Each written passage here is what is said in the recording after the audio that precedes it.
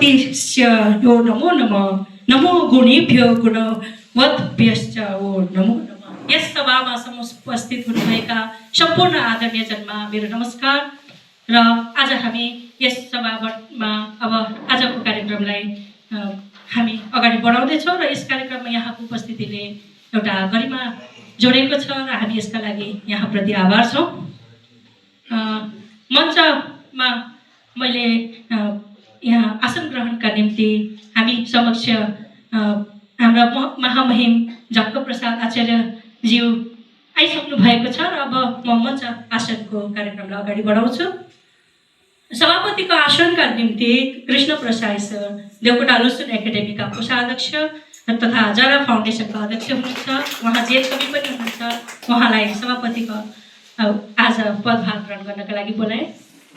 प्रमुख अतिथिका रूपमा हामी समक्ष महामहिम झक्क प्रसाद आचार्यज्यू पाल्नुभएको छ।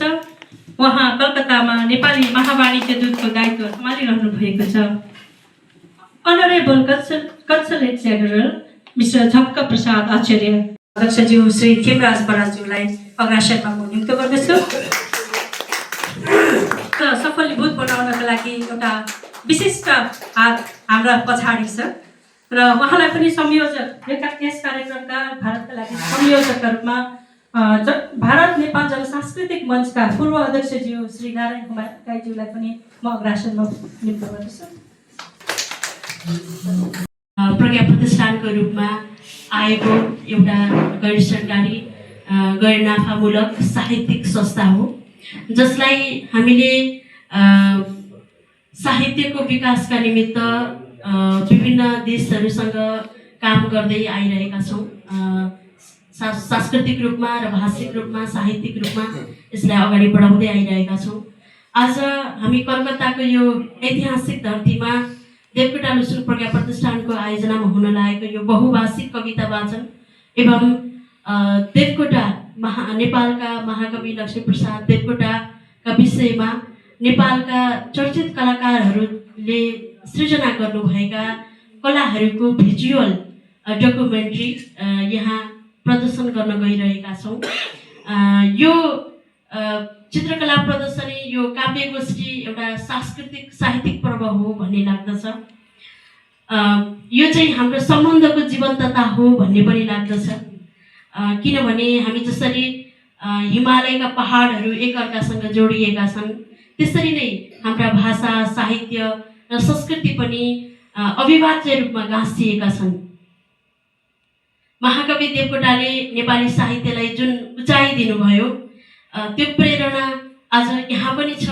कलकत्ता जहाँ रविन्द्रनाथ ठाकुरको रचनाले संसारलाई छोयो, जहाँ बङ्गाली पुनर्जागरणले एसियालाई नै उज्यालो बनायो, आज त्यही पवित्र भूमिमा हामी देवकोटा नेपाली कला साहित्यको कुरा गरिरहेका छौँ, गर्न उपस्थित भएका छौँ। हामीले प्रिन्टर फर्ममा गरेका केही कार्यहरूको उदाहरण हो। हामीले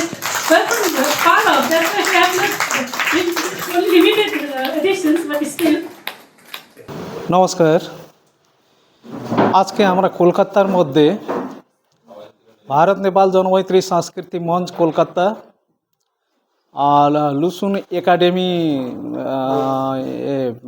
দেবকোটা লুসুন একাডেমি কাঠমান্ডুর সংযুক্ত তত্ত্বাবধানে একটা প্রোগ্রাম করতে যাচ্ছি।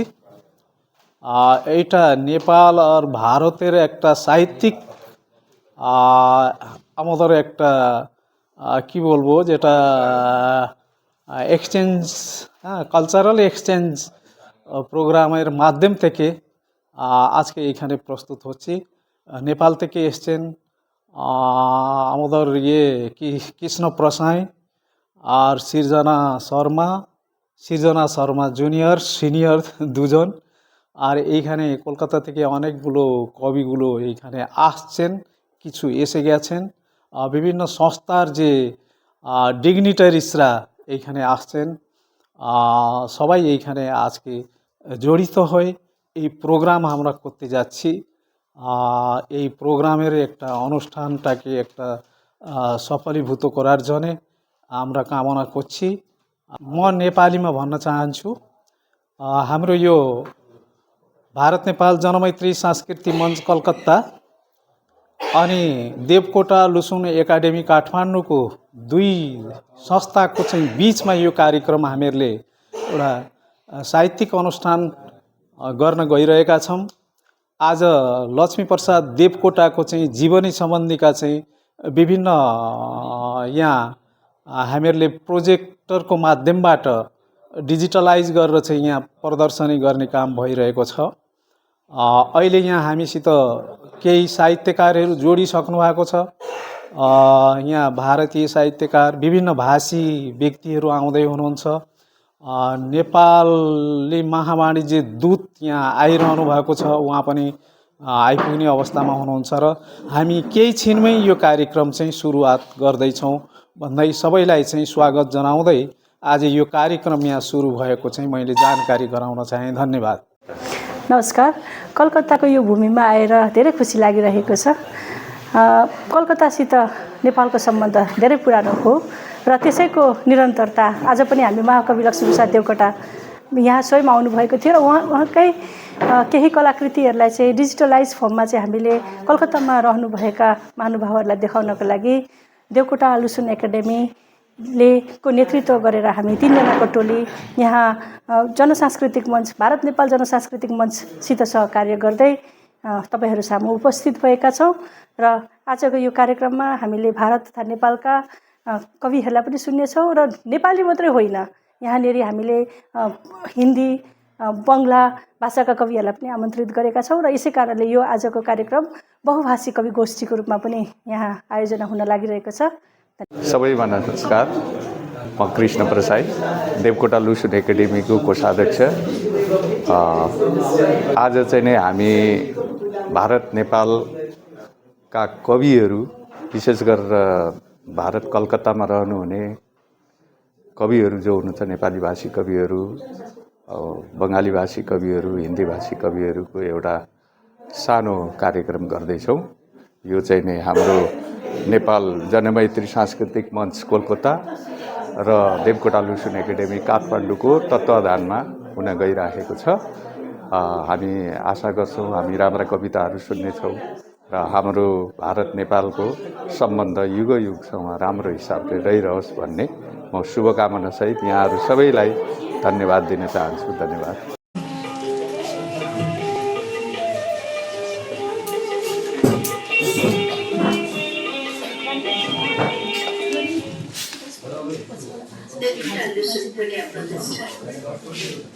देवकोटा लुसुन प्रज्ञा प्रतिष्ठान नेपालको छिमेकमा रहेका चीन, भारत लगायत अन्य मुलुकका बीच साहित्यिक सांस्कृतिक सम्बन्धको आदान प्रदान र विस्तार गर्ने हेतुले सन् 2011मा गठित एक गैर सरकारी र गैर नाफामूलक विशुद्ध साहित्यिक सांस्कृतिक संस्था हो।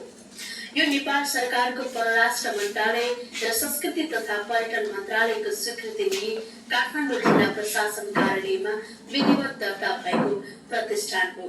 He had truly expressed the features about his vision about Bharata and his essay titled as Kalpana. कल्पना भन्ने एउटा निबन्ध छ, त्यसमा चाहिँ देवकोटाले यसरी लेखेका छन् भारतको बारेमा। India is not the mound of mud that is the Himalaya and is walled in the north and surrounded on the 3 sides by the sea.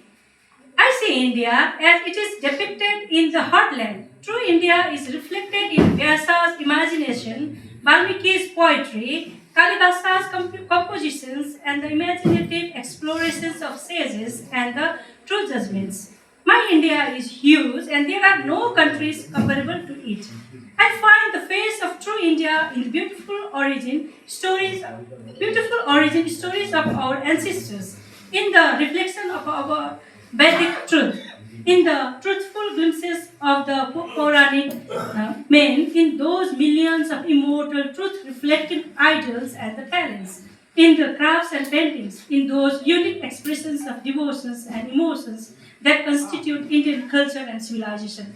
I believe, that the holiness of the heart's affection is what matters, not practical holiness that is to be found in religious institutions.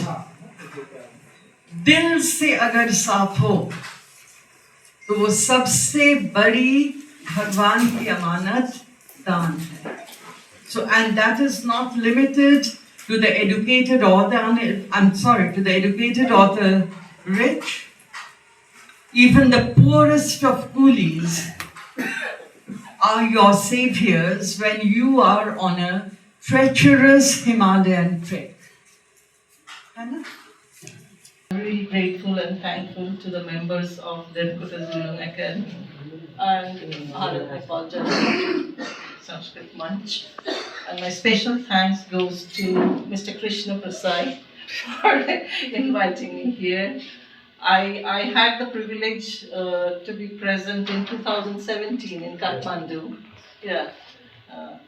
for this academy. CG sir और अन्य अतिथिवृंद तथा मुख्य कर्ता धर्ता इस आयोजन के कृष्ण परसाई जी और सभागार में उपस्थित साहित्य प्रेमी मित्रों, चूँकि मुझे लग रहा है कि मैं अब तक तमाम जितने आयोजनों में नेपाली साहित्य से जुड़े आता जाता रहता हूँ काफ़ी लंबे समय से, पहली बार मेरी जानकारी में ये देवकोटा लुसुल प्रज्ञा प्रतिष्ठान और भारत नेपाल जन मैत्री सांस्कृतिक मंच के संयुक्त तत्वावधान में यह आयोजन यहाँ पर हो रहा है। और एक सुखद पहलू इसका यह है, मुझे थोड़ा भी बैठे बैठे सुनते हुए कुछ याद आ रहा था कि लुसुल को तो मैंने नहीं पढ़ा है, लेकिन यहाँ आने के बाद लग रहा है उसका अनुवाद वगैरह कुछ पढ़ूंगा, वैसा लग रहा है। लेकिन मैंने लक्ष्मी प्रसाद देवकोटा को बहुत ध्यान से पढ़ा है, रविन्द्रनाथ टैगोर को पढ़ा है और सूर्यकांत त्रिपाठी निराला को पढ़ा है, चूँकि वे हिंदी के कवि हैं, मैं हिंदी का अध्यापक हूँ। इन तीनों में लक्ष्मी प्रसाद देवकोटा, इस बंगभूमि के रविन्द्रनाथ टैगोर और हिंदी के महाकवि सूर्यकांत त्रिपाठी निराला का एक बहुत संयोग है। With Bengali or Hindi or and English than with my Nepali, because I had never studied Nepali in my entire life. So it was only through Shijana Didi or some friends of mine who were very much inclined towards academic and as well as cultural. So I got in touch, and it was only in the North Bengal University that I got the exposure to the language as like my own mother tongue. I mostly used to speak, but as in the beginning sir said, Shuddha Bhasha Nepali त्यसरी बोल्नु पर्छ, त्यसरी चाहिँ हामीले कहिले पनि सिकेनौँ. So generally when we speak it, that is our acquired Nepali. I have learned it from everybody else, and I am very interested to learn. Bharat Nepal Janmaitri सांस्कृतिक संस्था अध्यक्षज्यू लगायतका सम्पूर्ण पदाधिकारीज्यूहरू र अन्य विभिन्न नेपाली समुदायसँग सम्बद्ध विभिन्न संस्थाका पदाधिकारीज्यूहरू, महिला तथा सदरबिन र मिडिया पर्सन्स, सबैभन्दा पहिला आजको यो कार्यक्रम आयोजना गर्ने जुन एउटा वातावरण बन्यो, यसको लागि अब सबैभन्दा पहिला म चाहिँ कृष्ण सरलाई चाहिँ धन्यवाद दिन चाहन्छु। विशेष गरी म कलकत्ता आएको करिब 1 वर्ष भयो। यो 1 वर्षको अवधिमा चाहिँ नेपालबाट आएर कार्यक्रम गर्ने 2टा कार्यक्रम भयो, साहित्यिक कार्यक्रम, त्यो पनि नेपाल भारत नेपाल जनमैत्री सांस्कृतिक मञ्चले आयोजना गरेको, त्यसमा पहिला नेपाली एकाडेमीको सर गर्नुभएको थियो र त्यसपछि अहिले चाहिँ देवकोटा लसुन एकाडेमीको सर रहनुभएको छ। यसको लागि तपाईँलाई एकदमै धेरै धेरै धन्यवाद दिन चाहन्छु। र दोस्रो कुरा, आजको यो हाम्रो यो कार्यक्रम देवकोटा लसुन एकाडेमीले आयोजना गर्यो, यो आयोजना गर्ने काममा चाहिँ हाम्रो मगाई सरलाई चाहिँ धेरै धन्यवाद दिन चाहन्छु, किनभने अब सरले सबभन्दा पहिला मलाई फोन गर्नुभएको थियो है। अब मैले गर्थेँ होला केही, तर जुन लेभलमा जुन किसिमको चाहिँ यो सबै किसिमको डाइभर्स टाइपको कवि, कथाकार, कलाकार, प्रोफेसरहरू सबैको जुन किसिमको सहभागिता, यो चाहिँ एकदम अभूतपूर्व सहभागिता देखियो। यो लेभलको मैले यहाँ बस्दै मैले चाहिँ रियलाइज गरेँ कि म यो लेभलको गर्न सक्दैन थियो होला। त्यसकारण उहाँलाई फेरि धन्यवाद दिन चाहन्छु।